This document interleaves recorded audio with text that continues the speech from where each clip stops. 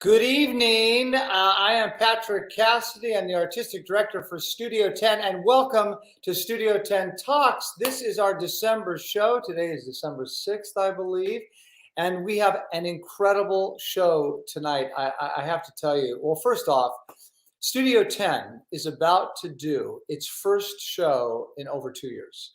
We are doing It's a Wonderful Life, a live radio play. And we open on Thursday night. I have been in a rehearsal studio with actors for the last 2.5 weeks. I have been in the theater teching with an incredible sound department, a lighting department, and a set that's beautiful. And it is going to be an extraordinary opening to our new season.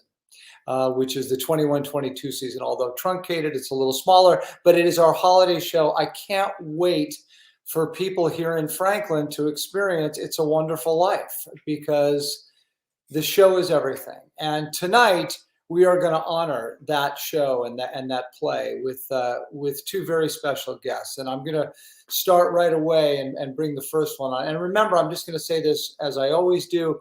Studio Tenn is here and arriving at, again, presenting theatrical in-person live performances because of people that have watched Studio Tenn Talks and have donated generously over the last 1.5 to 2 years. It's been truly amazing. So please don't stop that. You can donate by going to studiotenn.com, and we'll put that message at the end of the show tonight. And please, it's been amazing that we're even here, and it's because of all you. So, there we are. Please support Studio Tenn by clicking the donate button above or by messaging STT at 202-858-1233. That's how you support us. It has been absolutely an incredible thing that we are here. But we are here and we are back. And on December 9th, we're going to show it to you. So tonight, this is a special show for us. It's a Wonderful Life, a live radio play, and we're going to explain that in a minute, is our first production. And the gentleman who did that adaptation, there's our show, of the movie, because everybody knows the movie. Jimmy Stewart, Donna Reed, Frank Capra directed it. The gentleman who took that existing movie script and adapted it in this live radio presentation is an incredibly smart gentleman that you're going to all meet. I want you to all say hello to Mr. JOE LANDRY. Hello. Hey, Patrick. Hello, Thanks so much. Welcome to Studio Tenn Talks. Where are you, Joe? I'm in Connecticut. I'm about an hour outside of New York City. Oh, great. Is that where you live? And is that where you live full time? Is that your home? It is. Yes, it is. Yep. Have you had any snow thus far? A few flurries here, a little bit more inland. I'm on the coast, but there's been a little bit, but not too much yet. A little bit. Yeah. So, Joe, tell us briefly about how this thing evolved and how it started and when it started and how you came up with this idea to do this adaptation of It's a Wonderful Life. Oh, sure thing. Well, this has been a project that's been part of my life for, I think, more than half of my life. It started with a dear friend of mine who's still a friend, Fran Congela, who is the drama director at Fairfield High School, where I grew up in Fairfield. And I became friends with her. And after I graduated, she knew I was interested in classic movies. And she also knew that I was interested in writing for the stage. And she was trying to find an adaptation of It's a Wonderful Life to do with her students, and couldn't find one. There wasn't one at that point. So she asked if I would be interested in doing one. I said, well, sure, of course. Like, it's, one of my favorite movies. And I did the adaptation for her and for the high school. And that was kind of tailor-made for a larger cast. So it had, a cast of 20-something. That was done a few times, but then I did a second adaptation as the radio play. And that kind of came out of my fascination with not only old film, but also the classic radio age, the golden age. Wait, I'm sorry. So the first adaptation was more like a play. It was more like a play, yes. Yeah. And then you had the idea afterwards that said, okay, I'm going to set this now in an actual radio station. It was just a way to try to do it in a more manageable cast size, because that was sort of one of the concerns, was that because the cast was so large and because it was more trying to put the film on stage, the radio version definitely is a bit of a hybrid where it it invites the audience, as radio did, to use their imagination and to kind of lean forward to see the picture, in their mind, to visualize what they're seeing and visualize what they're seeing. So the idea of doing it as a radio play also made sense with It's a Wonderful Life being set in the period of, Yeah. sort of the golden age of radio. True. So yeah, so that started, and that was done once I had my own little theater company here in Connecticut for a while, and that was one of the plays that we did. And it started with a cast of 12, and each year we did it, the cast got smaller and smaller and smaller, because we realized that the smaller the cast, the more they all had to do, the more energy it all had. Right. Also, sometimes we'll maybe talk more about Foley and about sound effects. Sometimes it's done with someone creating the sound effects, and sometimes the actors create the sound effects. Well, that's what I've decided in this production that I'm directing. And this acting cast of 5, plus we have a piano player, a live piano player on stage who plays the underscore that your friend and now my friend Kevin O'Brien has written, which is absolutely perfect. Gosh, it serves the show in a cinematic way, with this beautiful score that goes underneath. But anyway, so we have a piano player on, and then the 5 actors, and they do everything. And including, the big thing is they play all of the characters with voices and physicality. It's really a wonderful acting experience, I think, for them and for the audience to witness. I'm sure it is. And as this has been a part of my life for so long now, and I've seen a number of productions, and every production really makes it their own. And I feel like I've never seen 2 that are the same, because I feel like in creating the the radio play adaptation, that it's basically like a blueprint or a recipe that's kind of like, well, here are some parameters, here's how you can do it, and then each production makes it their own as far as how they break down the characters, how they present the sound effects, and it's a very multi-layered evening. Yeah, well, you and I have become friends, and I called you, kind of like probably just panicked about how do I do this, and you've been so helpful, as again was Kevin, and I remember asking you, about, because it's a fine line. At the same time, you're doing this sort of radio presentation in 1947 as if it's over the airwaves, but we look at it, and our audience acts as the in-studio live audience. So the actors also have to do it in a very visual way, that it's presented to them as they're doing all the sound effects, the horse hooves and the car doors and the sirens and all that stuff. But they also have to make it really accessible for the story and for the audience watching, that they're getting the heart of one of the most heartfelt movies, at least for me, ever. And that's the tricky part about it, I think, is how do you do it in that sort of format, but still really give the emotion across that so many people, myself for sure, feel when we see that movie. Right, and taking into consideration that there are still people who have not seen the film, or who have only seen it once, like 10 years ago, or that sort of thing. So now I know you know the film very well, and I do too, but I know not everyone does. And I feel that in having the opportunity to work with yourself and with other producers, almost every year I end up, consulting on different productions, and it's always fun to sort of figure out, how can things be clearer. I think clarity, the idea of taking the screenplay and then taking the visual away, but having everyone come up with the visual in their minds as they're watching it. Some of that was about clarifying character names. How I don't know that I've said Patrick much, but if this was a radio play, I'd be saying Patrick a lot, especially if we're each playing 6 characters. Right, so, right. Yeah. Well, and we do that. I mean, these 5 actors in 1947 on Christmas Eve night go into this radio station. And I know you know this.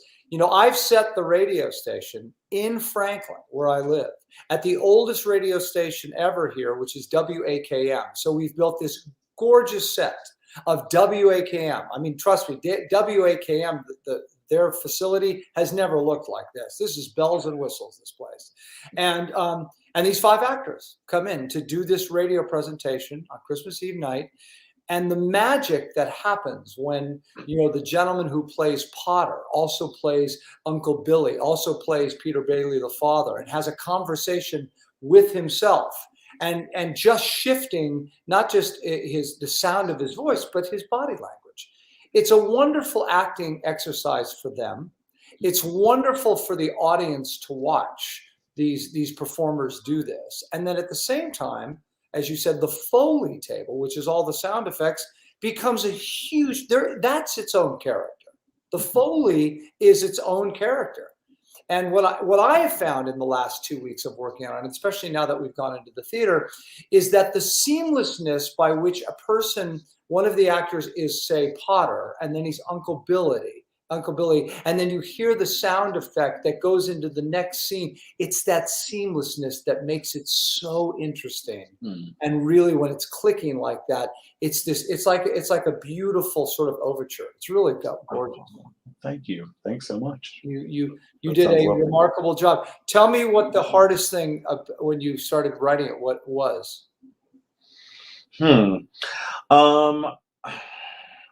That's a good question. I guess part of it was figuring out how to do the breakdown, like how do you do it with as few actors, and then how does it make sense, and realizing that that's going to vary from one production to another. Also, I guess figuring out what to leave in and what to take out. There are there's at least one quasi iconic scene from the film of the school gym floor opening up, and I've never personally tackled that scene. I'm like I don't, because even in the film it's a bit abstract or and to do that only with visual, only with audio, I think would be very difficult to do. So that's one thing I was just like, no, I'm not going to touch that one. To pull off. Well, I'm going to bring on our special guest tonight, because she is remarkable, and boy, I'm sure she has stories about this, but I want to tell her a personal story about that very scene and about that very gym. Okay. So let's welcome to the show. She was the original Zuzu in the movie of It's a Wonderful Life with Jimmy Stewart and Donna Reed. She has the very famous scene with Mr. Stewart in which he puts the petals, Zuzu's petals, back on the flower and gives the flower a drink, and then he searches for those petals later. She is incredible. She has done a lot of other movies I looked at too, and worked with a lot of very famous leading men. But please welcome to Studio Tenn Talks. We are so thrilled to have her, Miss Carolyn Grimes. Hello. Hi, Carolyn. Welcome to the show. You look great. Where are you? I'm in Seneca Falls, New York at the It's a Wonderful Life annual festival. Oh my God. And this is a festival that is every year? Every year. Wow. What happens at this festival? It's or actually, at what point in the festivals do they show the film? All the time. Oh, they do. It's like, and there's an interactive film being shown too, where people can go in and boo, hiss, and do all that sort of thing. And there's a stage play being done. And there is. Yes, all of the above is always here. We have a wonderful time. And we have a dinner, a huge dinner on Friday night that is the same dinner that Frank Capra had at the Ambassador Hotel when the movie opened. Well, I have about 150,000 questions I want to ask you, but I'm only going to get to so many. But I want to start right in. I want to first of all, the opportunity to be a part of it. How did that happen for you? Did you have to? I'm sure you had to audition. Yes. We didn't really audition back in the day. Really? No, we had interviews, and we all had the same agent. Pretty much all the kids in Hollywood, and her name was Lola Moore. And so she sent her girls that looked like they had requested out to have an interview. So I had an interview, and there were about 5 of us little girls, and it was a one-on-one thing with Frank Capra and the casting director.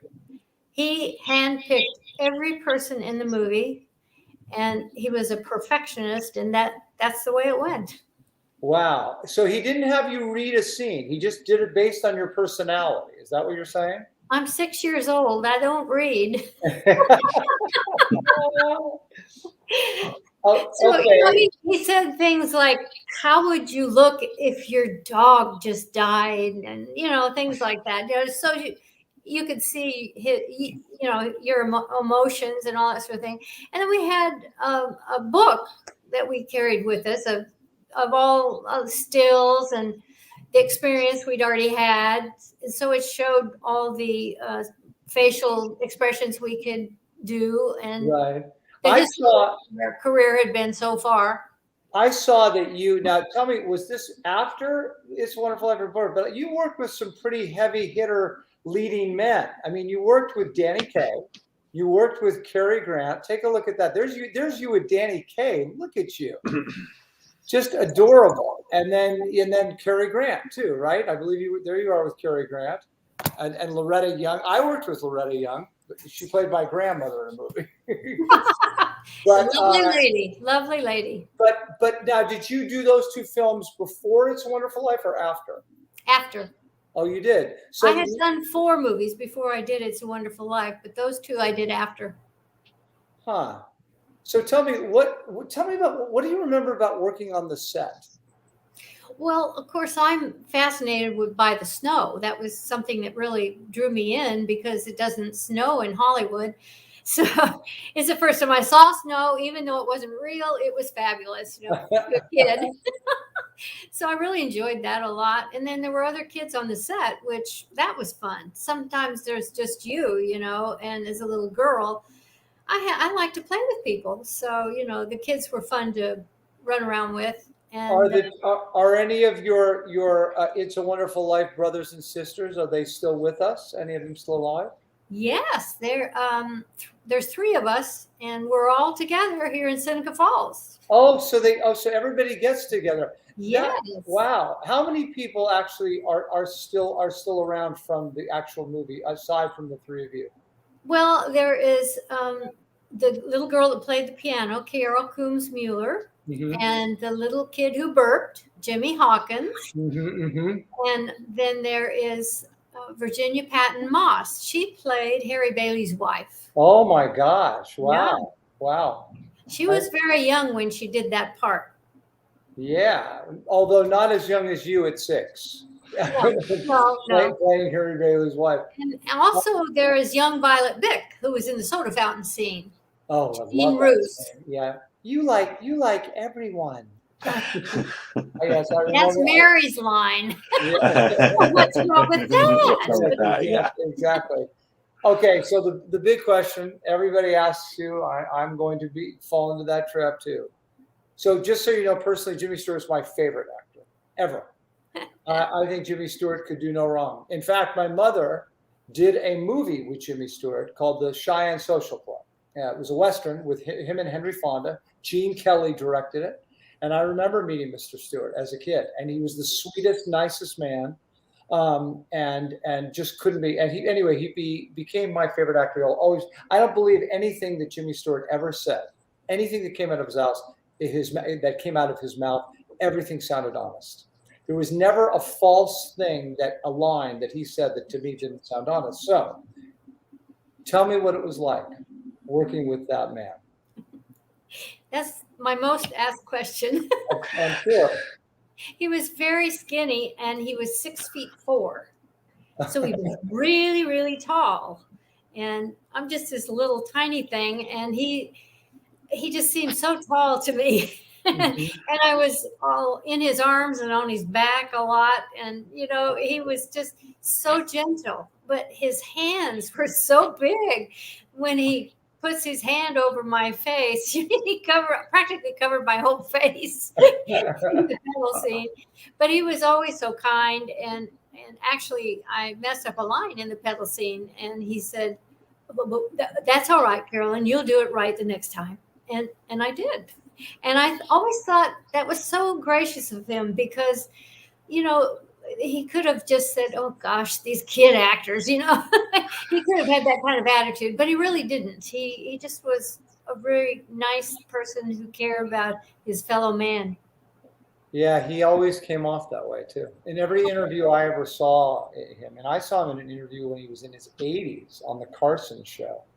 Joe, did you have any kind of thought about, were you a Stewart fan? I was. I'm not sure if It's a Wonderful Life is the first film I saw him in. It may have been. Probably Mr. Smith Goes to Washington, don't you think?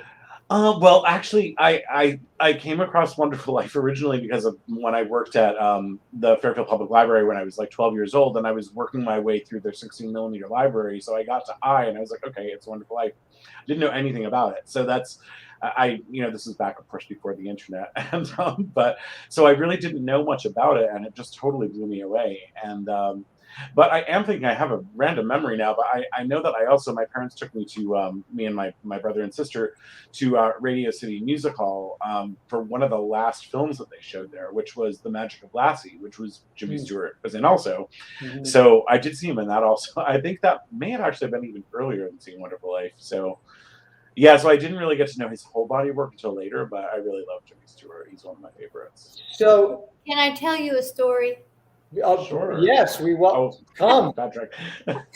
Well, in 1993, I went to the Jimmy Stewart Museum for a reunion of the cast, and it was in his hometown in Indiana, Pennsylvania, and there was his best friend in high school.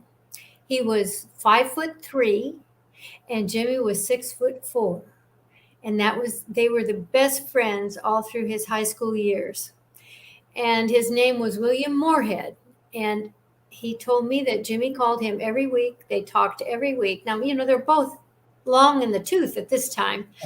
And they still kept their relationship going. And it was just a really wonderful thing to know that Jimmy cared about his school buddy and kept him in his life, until actually he was deaf. He got deaf, and then Mr. Moorhead had a stroke, and he couldn't talk, but he could do everything else. So he the last time I saw him, which was 2 years later, he had a little notebook in his hand, and he wrote everything that he wanted to talk like, he couldn't speak. And he said, well, Jimmy can't hear, and I can't talk, so we don't get together anymore. Oh. But I mean, what a gentle and kind act for him to do all of his life. Carolyn, I hear you. I can't agree with you more. I saw, and you can go watch it, one of the last interviews, he was in his 80s, that he did on the Carson show. And he was with Johnny. And Johnny had him on, and he said to him, and he asked him this question: what's it like being Jimmy Stewart at 80? And he said, well, Johnny, I've taken down all the mirrors in my house. And I thought, wow. I mean, he was just so funny and interesting and kind and humble, He was. So on the opposite end, what was it like working with Donna Reed? Well, truth. Yeah. It's just us. I may have been standing next, or she may have been standing next to me in the last scene, all that around the tree at the end of the movie, but I actually don't remember too much about her. I don't think I ever had any interaction with her. I was totally about him. Yeah. I was in his arms, on his neck, and it was all about him. I'll tell you though, she was stunning in that movie. I mean, it's so beautiful, and their chemistry together. I mean, everybody talks about the scene, the phone scene. That's the scene. It's such an incredible scene, the way Frank Capra shot it. What's going on with them, and the voice that you hear really is Sam Wainwright on the other phone. And even in the stage, Joe, what you've done with it on the stage, you've kept it pretty much intact. It works just as well around that microphone, and for the two actors, I mean, to have them that close and to have so much going on between them, it is a smoldering moment between George and Mary, and it pays off.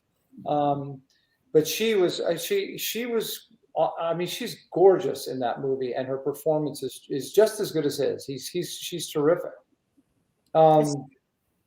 The scene or the moment that happened on the set, which one would you like to revisit now as an adult?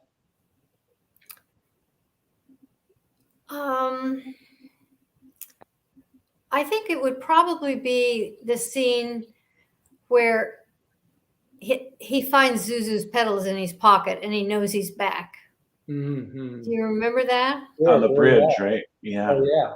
Yeah. Well, I thought that was a very pivotal moment in the movie, because that's when he really realized, yeah, I'm back. And prior to that is my favorite part in the film, is where he's on the bridge and he wants to live again. And he says, Clarence, I want to live again. And he says, please, God, I want to live again. As soon as he says the word God, the snow starts to fall, and you know, he's back. And he discovered what really made him happy in life. And that was faith and family and friends, So I like that. And it just carries through when he's so happy when he has those pedals in his hand. And you want to know something? That's the lesson for all of us, is that, it's the thing of what would your life be like without you? And what would you remember? And what do you want your legacy to be? And what are the things that you take with you? And it's those simple things. You take the pedals when you go.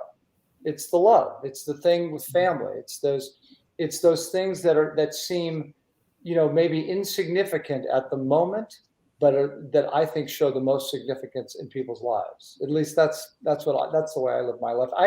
I have to ask you, Joe, the scene with what was it I was going to say? About it. I mean, what scenes did you pick from the film that you knew you were going to write, and then other scenes, because you had to do some rewriting too, didn't you, to kind of put it together?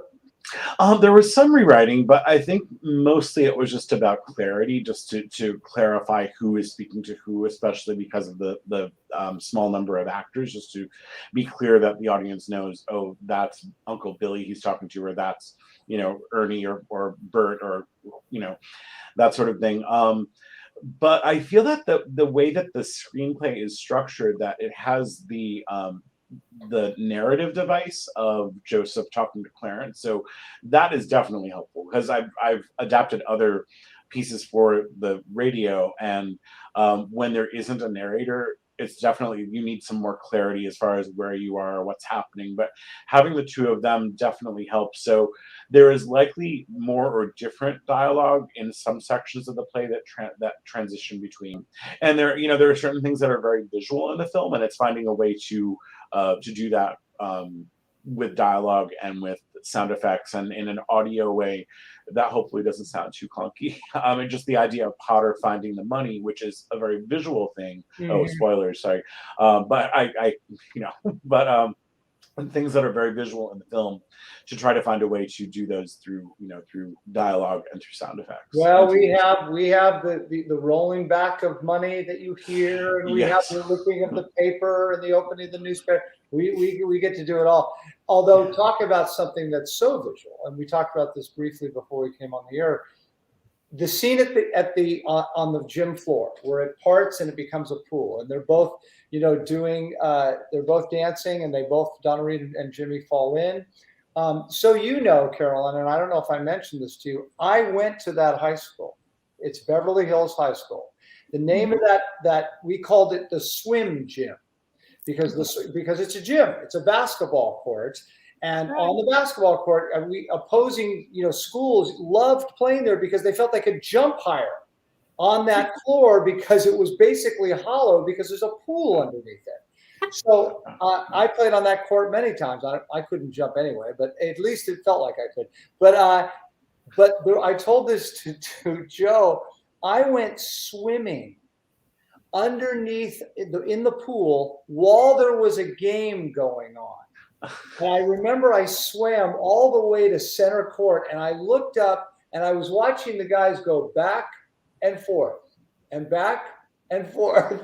And I kept thinking, and I'll never forget that. That was like my moment, of kind of sneaking into the swim gym. And but that gym, I mean, the movie was shot in 1946, 47? 46. Okay. So that gym must have been built, the early 40s, I guess, or the late 30s, or even. I mean, it's still to this day there, and they use it. And, I'm sure you've been to Beverly Hills High School then. Oh yeah. Yeah.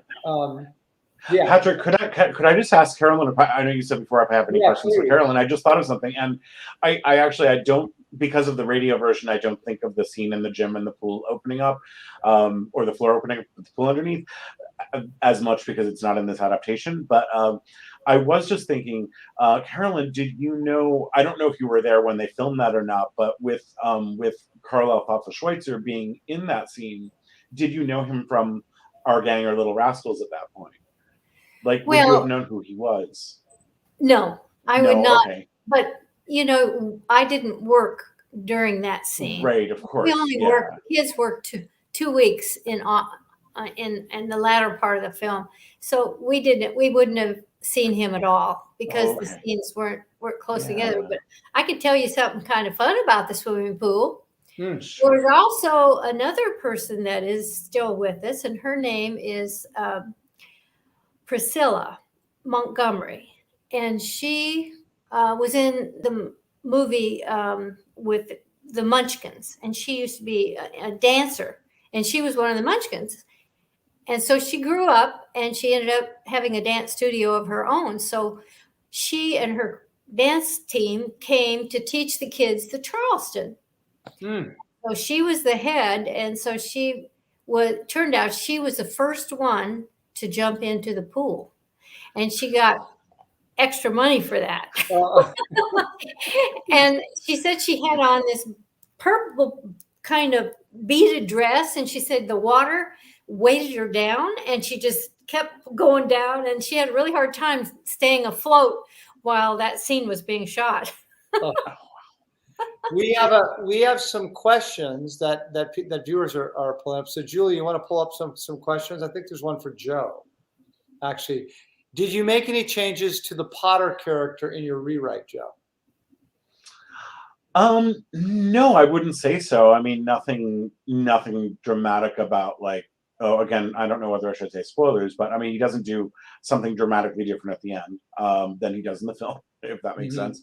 So no, I wouldn't say that I changed him very much. I mean, there's a scene early on from the film that is kind of truncated and recreated a little bit that just sort of establishes that George is working for the family business, and Potter's first scene there is a little different.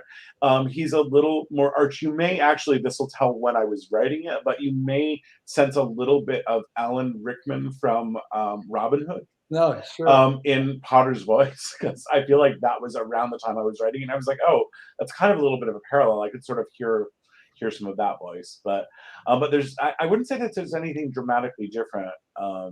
What is fascinating, and I don't like doing spoilers either, but I think you have to come see it anyway just to experience it. But what is fascinating is the Potter character and the actor who plays that part gets to have scenes with himself, in the sense where he plays two people. He does it with the actor who plays Potter has to also have a scene with Peter Bailey, George's father, and then of course he has a scene with Uncle Billy. And he plays both people. And it's really wonderful to watch the process that our actor, Matt Carlton, who's wonderful, is playing that part, about creating not just the voice, but the physicality for each person, going back and forth. And it's exciting. I mean, and it's comical and it's interesting. And but that's such a fun part of, again, this presentation of this piece and how it's done with only 5 people,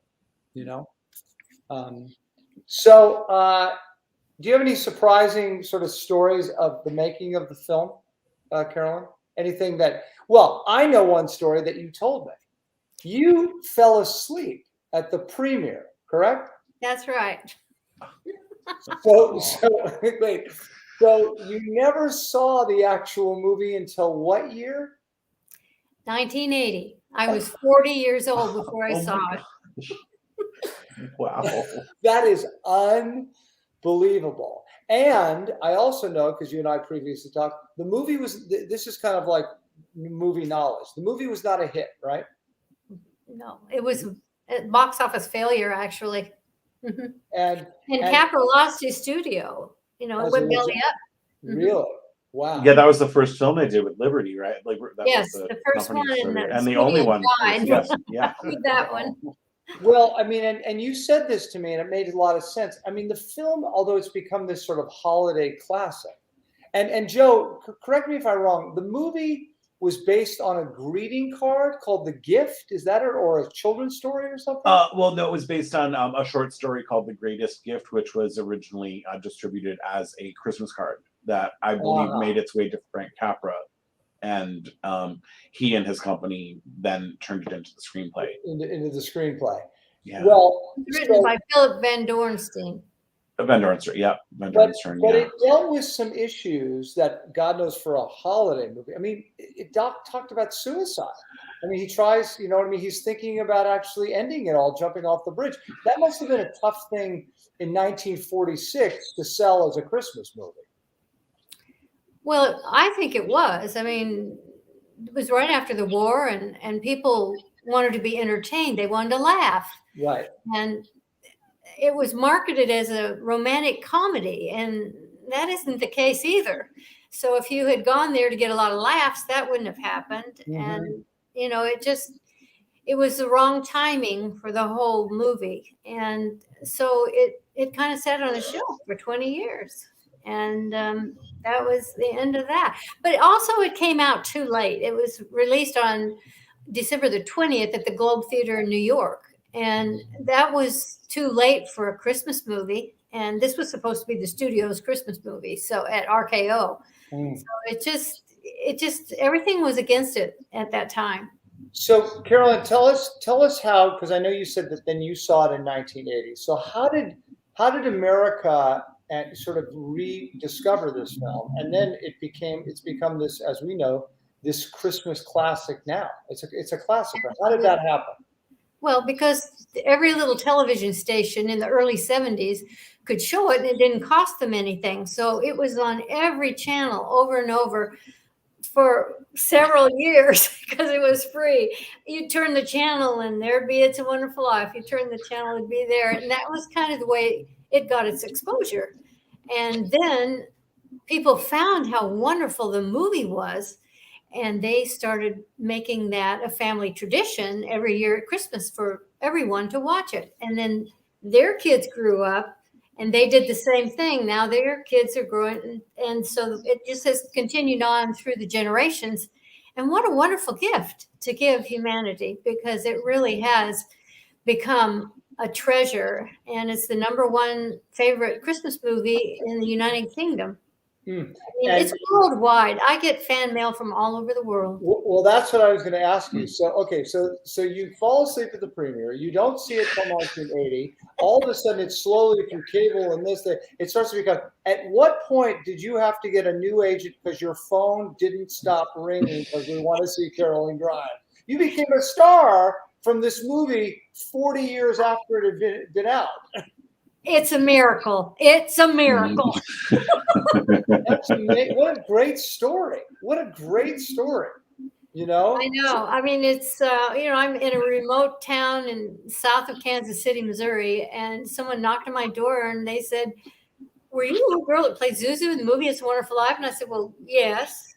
And so the next week, another one came and they wanted another interview, and it just kept happening. And then pretty soon I started getting fan mail, and I thought, what is going on?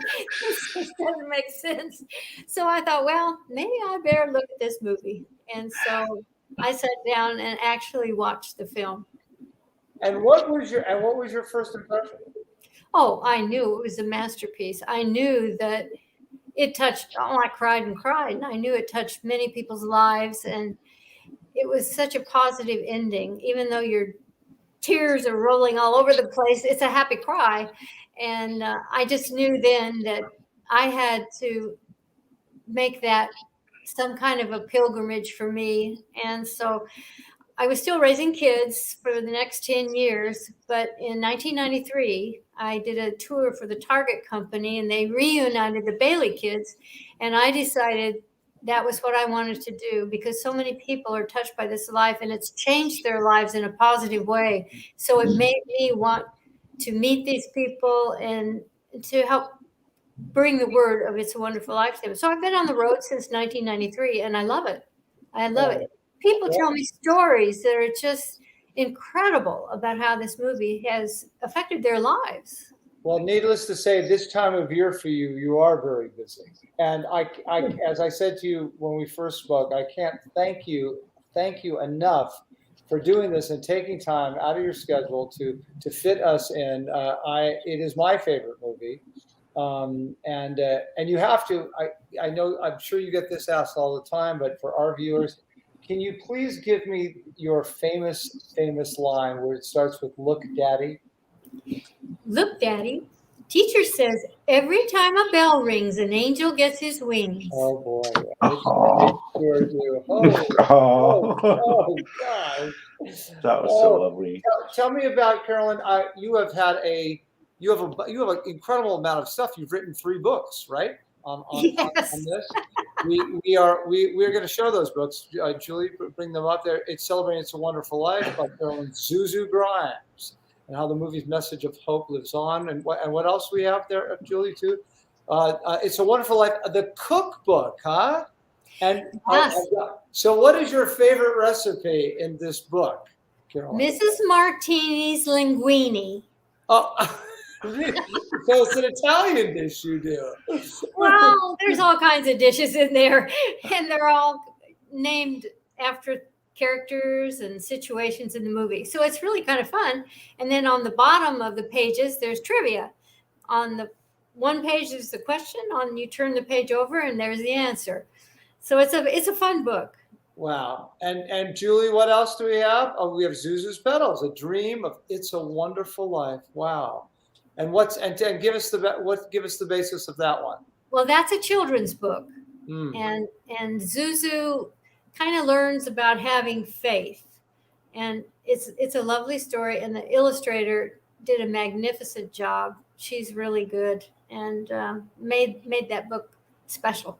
Is the name Zuzu, was it short for anything? Was that just the name? Where did they come up with that name? That's because it's an unusual name. Yes, and it did have a birthplace. There was a product made in the early 1900s called Zuzu's Ginger Snaps.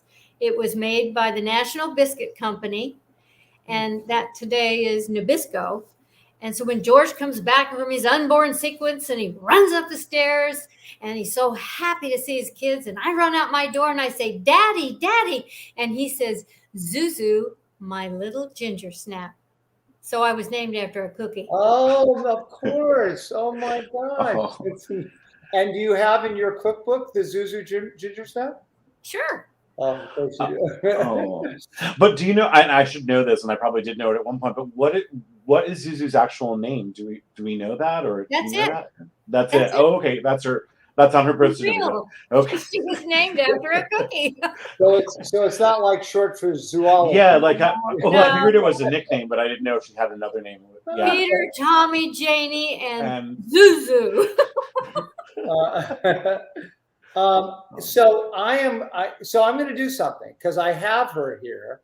I'm going to call, if you're watching, Mom, I'm calling Donnie right now. That's her assistant on our phone. I'm going to put my mom on, and she's going to ask you a question. So let's see if I can get her on the phone, okay? So hopefully you're watching, Donnie. I'm calling you on your phone. I've got him on the thing. Let's see if I can do that. There he is. Mom? I'm here. She's adjusting the air right now. Oh, she's adjusting the air. Donnie, you're on the air right now. I was going to have Mom say hello to Karolyn Grimes and to Joe Landry. Is she there? Yeah. Did you get my text? You're not on Facebook. Oh, you can't find me? You must have shown a clip from the movie, huh? No, we didn't show a clip from the movie. We showed pictures. Anyway, is Mom there? Oh, hold on. She's trying to turn the heat on. Yeah. Oh, she's turning the heat on. California, you need a lot of heat in California. Well, it's very cold.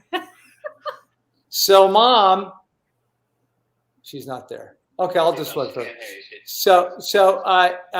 Anyway, tell me also, Carolyn, about that. You have a website, right, called zuzu.net. Is that yes. correct? Uh-huh. Tell us about that. Well, I have a lot of products there that I sell about the movie, but I also have personal stories and stories that people have written to me and shared. A lot of interesting stuff about the movie, so it would be worth taking a look at. I hear you sell a bell, yes? I do sell a bell. And you know what? It's a bell from the Bevan Bell Company, which made the original bell on the tree in the movie. Oh, wow. And, Yeah. and what does it say? It's on the bell. What does it say? It's a Wonderful Life. It has an inscription of some kind. Yes. Uh-huh. Oh, that's great. That's great. Let me just see. Mom, are you there or no? She's not. Oh. But all they show at Studio Tenn on Facebook is Carolyn's advertisement to watch the show, but the show's not on. Oh, well, we're going to find out about that later. All right. Thanks, Donnie. I'll speak to you later. Anyway, so you guys have been remarkable. I can't thank you both enough for doing the show. Carolyn, great life. What's your next gig for It's a Wonderful Life after the festival? I'm going to Oklahoma. Oh, right. And they have another.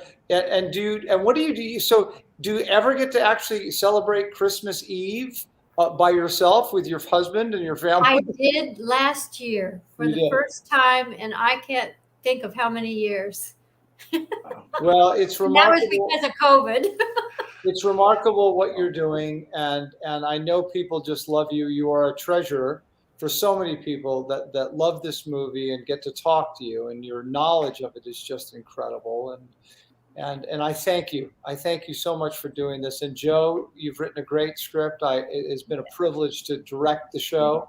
I can't wait till we open on Thursday.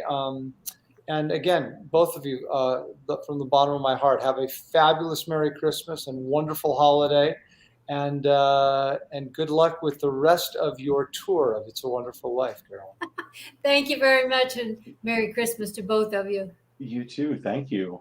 Bye, guys. Thanks. So what an incredible show. What an incredible moment to talk with both of them. And as I've said, this week has been very, very, very special for me because I've gotten to direct our first show for Studio Tenn, and I've gotten to work on that show, and I can't wait for our people to come see that show here in Franklin because it has a personal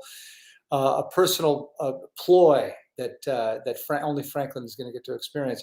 I want to bring in our producer, Miss Julie Garnier. Come on, Jules. Hi. How are you?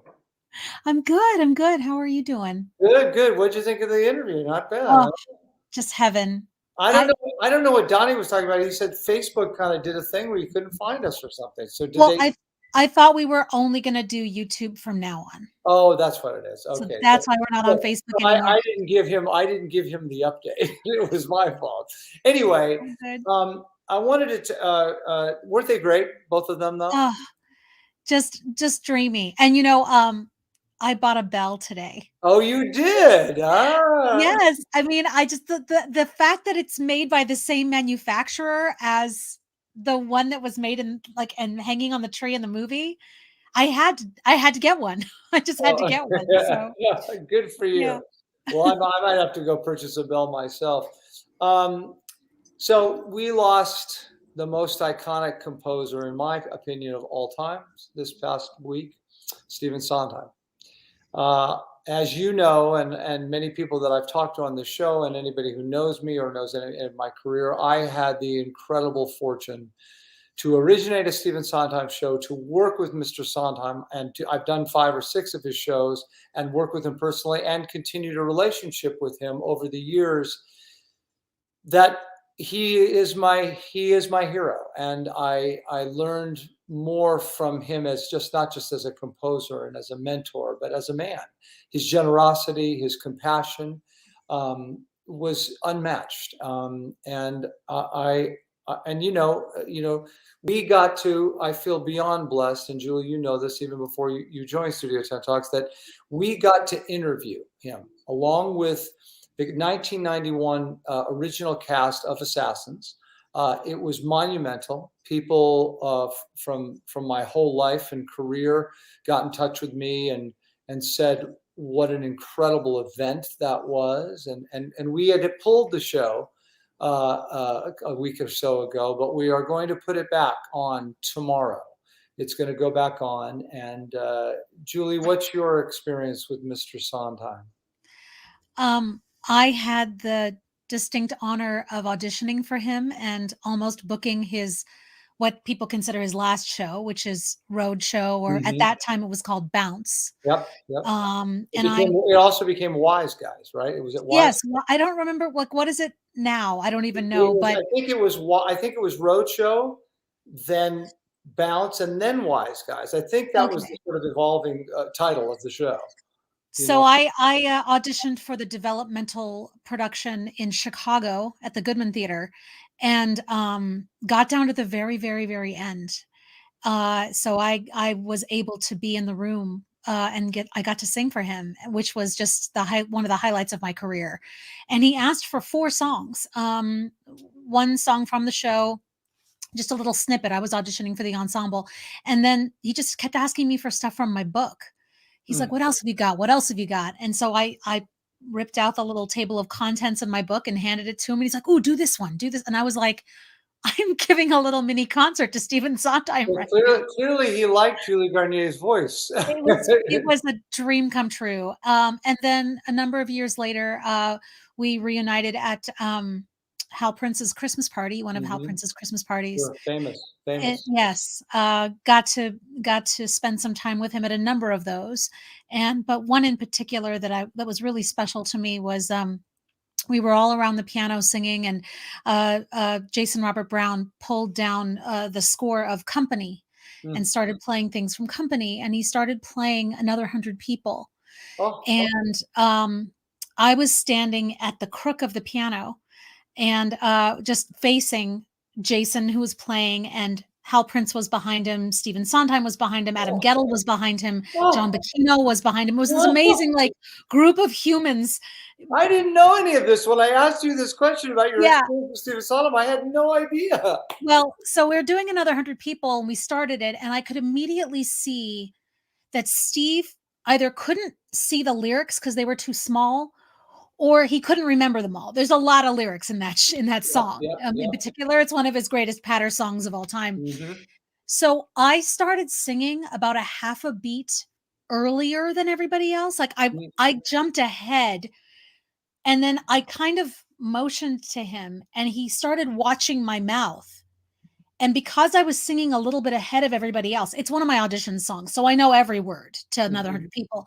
So because I was singing a little bit ahead, he could sing on time with everybody because he was watching me, and I was giving him the clues as to what the next section was. That's great. And it was just, I was basically feeding Sondheim's lyrics to Sondheim, which was amazing.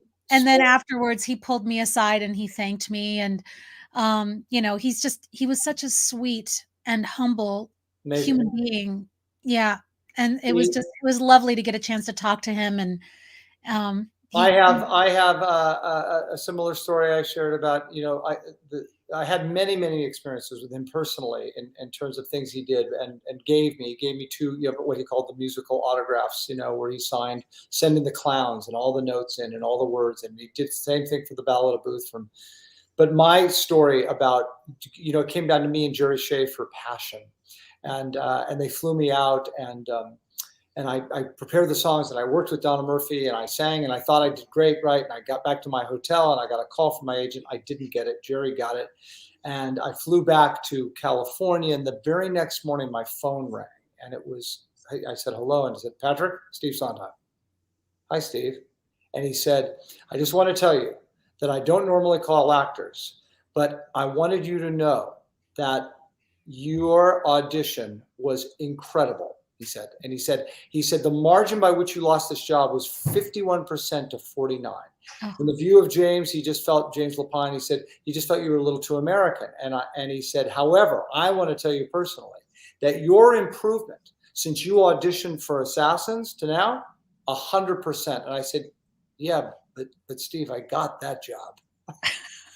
And he laughed. And we went on and talked for another 20 minutes. And I've had many of those moments over the years with him. But again, in lieu of the fact that Studio Tenn Talks was so blessed to have done the 1991 reunion show of Assassins, and we're going to put it back on tomorrow, I thought we'd show a clip of Mr. Sondheim talking about collaboration. So listen to this. This is from Studio Tenn Talks, the reunion 30 years of the 1991 production of Assassins. Okay, when you start crafting a show, how does the collaboration process work between the two of you, and how long does it usually take? Well, usually, I mean, it differs obviously from show to show. We just do a lot of talking before writing, and usually what happens with other collaborators and with John on Pacific Overtures is he will write a scene or two, and then I will absorb it and try to get into his language, his tone, and his style, and try to write the songs into his work. And this was an unusual case. We talked about the show for months, and then John was reluctant to show me any given scene at a time. And he said, just wait a bit. And then one day he sent over virtually a completed script with the entire book, much of which we talked about and some of which he just invented anew. And I've said this many times in public, and I'll say it again. Reading that script up here in Connecticut was, I guess, the most exciting moment I've ever had in writing. It was, I actually started to yell into an empty room. I just thought it's the show you were in, and, obviously there have been some changes since, but John just knew everything that he was going to do, and he did it. And that's the master. And that's one part of that interview. And the interview goes on. I mean, John Weidman, who is also a genius, and is so, that script is so brilliant. And of course, what he did for Pacific Overtures.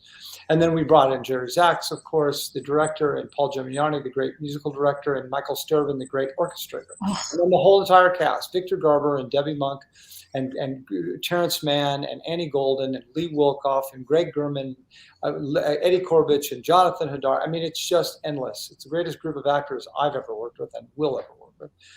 So tune in. The show is going to go on tomorrow. People watch. It is a masterclass. I've said it before, in collaboration with those two guys, and you just heard just a piece of it.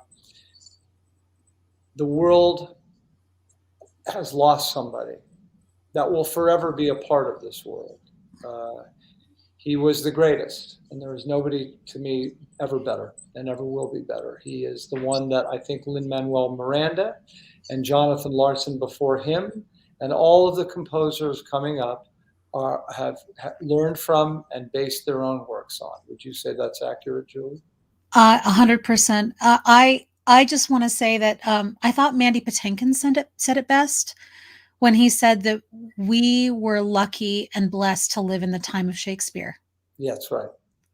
And I'll tell you something very interesting. Paul Gemignani, who was the great musical director and conducted all of Steve's shows, including Assassins that I did. I spoke to him this past week, and we texted each other, and he says, I like to think that he's up there right now having a martini with William Shakespeare. And I like to think that too. What a great show. Thank you, Julie, for everything you do for us. You are amazing. You have made Studio Tenn Talks.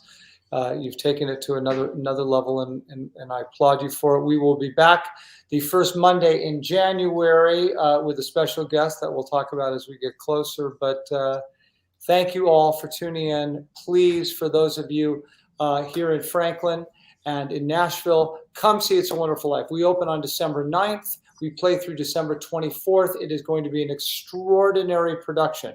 It is at the Factory in Jameson Theater. Studio Tenn also has a production of of A Christmas Carol with Ebenezer Scrooge, and that is on December 11th at the Franklin Theater. There are tickets for 2 o'clock and a 7 o'clock evening. It is Mark Cabus does a one-man version of A Christmas Carol. He is fantastic. Get your tickets, and that starts on the first day of the Dickens Festival here, and then of course on December 31st, we are doing a celebration at New Year's Eve at the Franklin Theater and the Harpeth Hotel. It is a mix of entertainment. We are going to do the greatest hits. I'm going to host that. I'm also going to sing. And Joe is he says, such a lovely tribute to Sondheim. I think one of the bells that ring in your production will be for him. Thank you for that, Joe. Thank you for being here. Thank you, Carolyn Grimes. Julie Garnier, I love you, and I will see you soon. I love you too, my friend. Happy holidays and have a wonderful rest of the month. I'll see you in January. You will. You will. Thank you all for tuning in. Have a great holiday season.